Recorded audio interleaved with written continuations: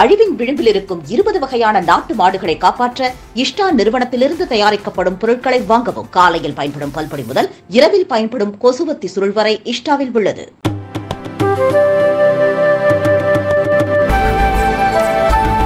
தூத்துக்குடியில் பிரச்சாரத்தில் ஈடுபட்ட முதல்வர் ஸ்டாலின் தேர்தல் நடைமுறை விதிகளை மீறியதாக புகார் எழுந்துள்ளது. தூத்துக்குடி மக்களவை தொகுதியில் போட்டியிடும் திமுக துணை பொதுச் செயலாளர் கனிமொழியை ஆதரித்து தமிழக முதல்வரும் திமுக தலைவருமான ஸ்டாலின் தூத்துக்குடி காய்கறி சந்தையில் வாக்கு சேகரிப்பில் ஈடுபட்டார். அப்பொழுது காய்கறி வாங்க வந்தபொழுது தன்னுடைய மணிப்பர்சை தொலைத்து விட்டதாக மேரி என்ற மூதாட்டி கண்கலங்கி முதல்வரிடம் கூறினார். அவரிடம் ஆறுதல் கூறிய முதல்வர் அந்த மூதாட்டிக்கு பணம் வழங்குமாறு கட்சி நிர்வாகியிடம் கூறினார். தனக்கு 2000 ரூபாய் வழங்கப்பட்டதாக கூறிய அந்த மூதாட்டி முதல்வருக்கு நன்றியும் கூறினார். இந்நிலையில் முதல்வர் ஸ்டாலின் மூதாட்டிக்கு பணம் கொடுத்து தேர்தல் விதிமுறைகளை மீறியிருப்பதாக குற்றச்சாட்டு எழுந்து வருகிறது.